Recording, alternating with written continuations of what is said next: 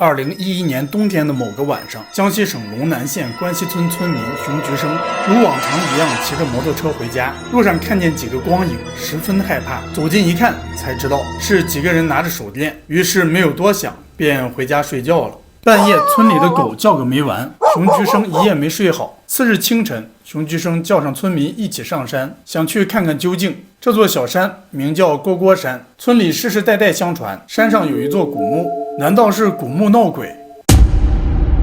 到达山顶后，熊菊生和村民发现了一个深不见底的洞，洞口的土都是新土，这说明洞是昨天晚上刚挖的，看来是有人来盗墓。于是村民急忙联系当地政府。就这样，一座目前面积最大、保存最好、内涵最丰富的汉墓被发现了。其中最吸引人眼球的是墓主人那夸张的财富。俗话说汉墓十墓九空，这句话的意思是在历朝历代中，汉朝的古墓是被盗的最多的。因为汉朝流行厚葬，所以盗墓贼对汉墓向来都是情有独钟。像今天挖掘的古墓能保存如此之好的，实在难得。考古在进行到第4天的时候，一个更大的发现在工地传开。对，你没有看错，就是这座堆积如山的前山，还有无数的金饼。经过仔细分类，考古人员发现这座前山来自汉武帝至汉宣帝当政时的西汉中期，它们纵横交错，其数量之大，称得上古今罕见。面对这样一座前山，专家们内心十分激动。这些钱币由于年深日久，长满铜锈，已经全部粘连在一起。这些钱币重达10几吨，有200万枚。它们看似错综复杂，但清理起来具有一定的规律。专家们将这些钱币层层剥离后，惊奇地发现出现了成吊的铜钱。吊是中国古代铜钱的一种计数单位，1吊钱等于铜钱1000枚。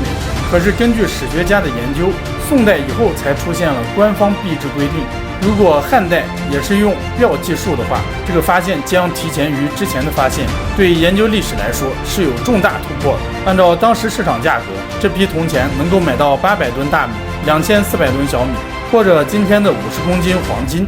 出土的零指金、马蹄金、金板总和高达78公斤。1号墓出土的金器总和超过了全国已挖掘汉墓所出土的金器总和。这些珍贵的文物和财富究竟是谁的？有人问，人生当中运气有多重要？也许运气用在对的地方，可以改写你的一生。今天的故事可以给我们很大的启发。今天的主人公就是这样的一个人。如果不是今天考古出了他的文物，这个只做了27天的废帝差点就被历史忽略不计。这是一个权力的游戏，胜者为王，败者亡。刘贺出生于公元前92年，死于公元前59年。他是西汉汉武帝的孙子，他父亲是汉武帝的第5个儿子刘伯。他父亲当时是昌邑王。刘伯死后，年仅5岁的刘贺袭成了昌邑王位。在公元前74年，汉昭帝去世，没有儿子。这个时候，权臣霍光想来想去，昌邑王刘伯有个儿子，18岁，伯伯翠，年轻好控制，就他了。霍光出于谨慎，并没有直接让刘贺继位，而是以主持汉昭帝的丧礼为由。刘贺大概傍晚接到了诏书，第2天中午便已启程，超过250人的队伍，4个小时就从昌邑跑到了定陶，一共135里路。当时正常车速是20公里每小时，刘贺的车速已经达到了每小时33公里，在路上跑死的马不计其数。到了长安，就让刘贺做西汉的第9位皇帝。但是史书记载，刘贺仅仅做了27天皇帝，就被霍光以荒淫无度种种过错废除。这个废除的诏书是上官太后发布的。上官太后是谁？她是霍光的外孙女。发布诏书上写着，刘贺即位后荒淫无度，即位27天内干了1127件坏事，弄得皇宫乌烟瘴气，你根本不配做皇帝。今日顺应天意，将你废除。随后就把他原来的昌邑国废为山阳郡，让他一人回到昌邑，在那居住，实际上是监视着他。之后霍光又立刘病已为汉宣帝。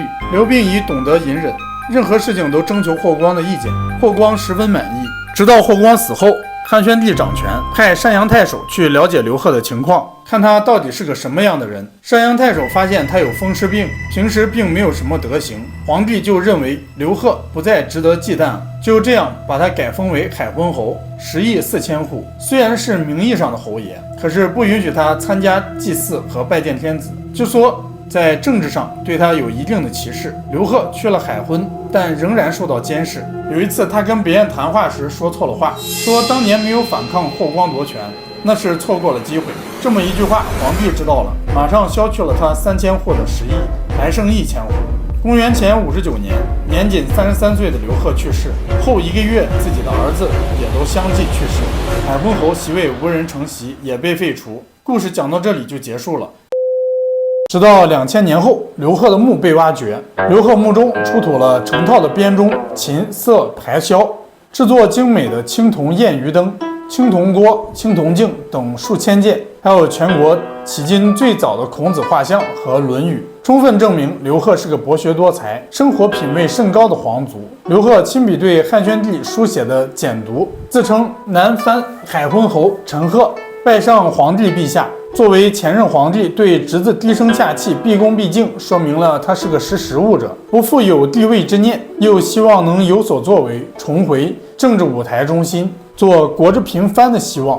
然而史书上并没有记载刘贺最后是怎么死的。随着海昏侯墓考古发掘，这位坐牢27天的废帝死因更加扑朔迷离。刘贺下葬很气派，官室内除了内棺外，隔出了很多房间，既有酒器库、乐器库、金库、玉器库，尸身上面放了大大小小10几枚玉璧。打开内棺后，考古人员发现刘贺尸骨早已腐烂，只有刘贺一口牙齿保存完整。此外，在墓中还发现了一些零散分布的香瓜子，香瓜子似乎比人骨还耐腐蚀。考古专家根据香瓜子在刘贺体内的分布位置，判断出刘贺是在吃了香瓜子后6到8小时内突然死亡。无独有偶，1972年，湖南省长沙市东郊马王堆乡修建地下医院时，偶然从地下发现了一座西汉时期的古墓，专家给它取名为马王堆古墓。马王堆古墓中出土了大量的珍贵文物，包括各类金器、银器、漆器、竹简、丝绸等。更重要的是，马王堆古墓中还出土了一具女尸辛追夫人。辛追夫人是世界上著名的尸石，其全身上下皮肤、毛发皆保存完好，甚至各处关节也能自由活动。为了更好地研究辛追夫人，考古专家们对其进行了解剖，不仅发现她生前患有各种老年慢性病，而且还在她胃中找到了不少还未消化干净的香瓜子，令在场众人目瞪口呆。而历史上，海昏侯刘贺死后，其儿子也相继离奇死亡。可以说，内棺中的香瓜子为刘贺的死亡增添了毒杀的可能。通过这40多粒香瓜子，可以推断出刘贺死于夏季或者秋季。很奇怪，马王堆中的辛追夫人腹部也出现了香瓜子。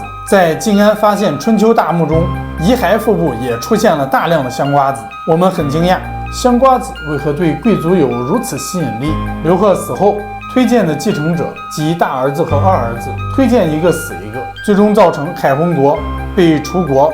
此时一个问题不可避免地出现，既然辛追夫人与刘贺在死前同时服用了香瓜，那他们的死是否与香瓜有关呢？根据解剖，辛追夫人的死因可能是因为吃了生冷的香瓜，引发胆绞痛，由此诱发冠状动脉痉挛而猝死。但辛追夫人毕竟年老，正值壮年的刘贺也会这么脆弱吗？答案我们现在还不能确定。故事到这里就结束了吗？肯定没有。最核心的问题我们还没有搞清楚，刘贺到底是一个什么样的人？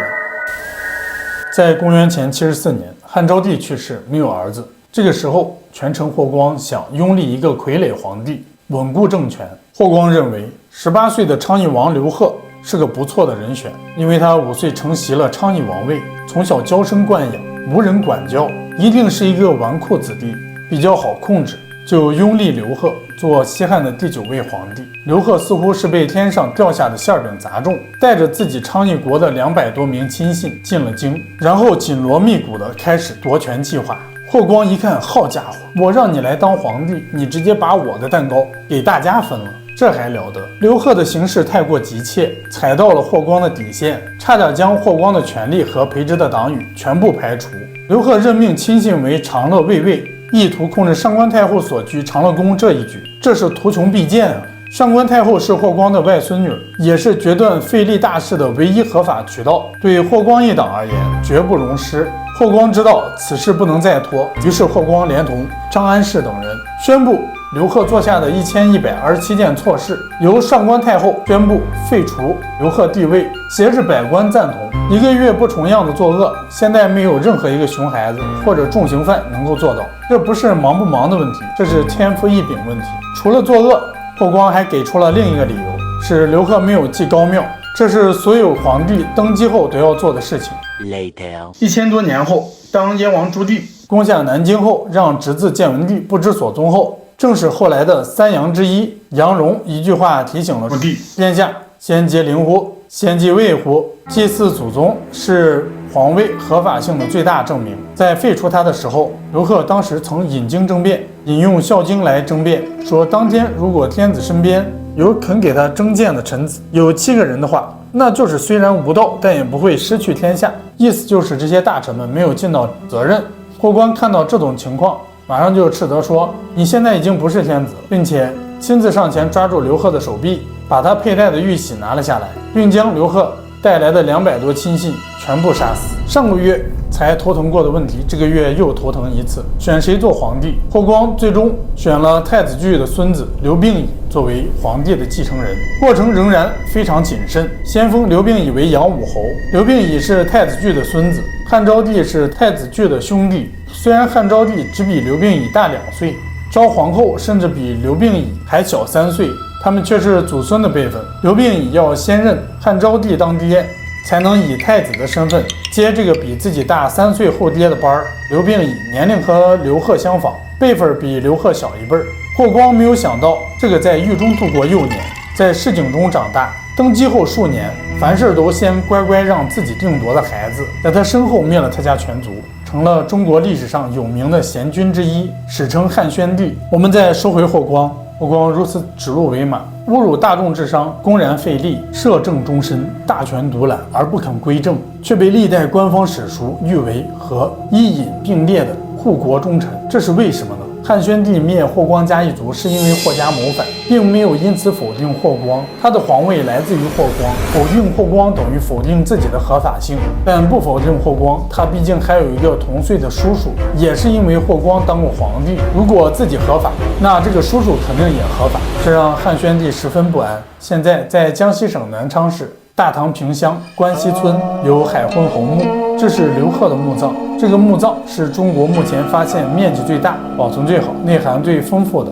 汉代列侯墓葬。发现有大量的历史文物，包括认为已经失传了的齐《论语》的竹签、带昌邑王府的汉代马车、刘贺的私人印信。2021年时选入了全国100年100大考古发现。历史上对刘贺的评价比较负面，比如夏侯胜说他荒淫迷惑、失帝王礼仪、乱汉制度。但从目前的史料文物来看，此人颇有才情，未必是史书上写的如此昏庸。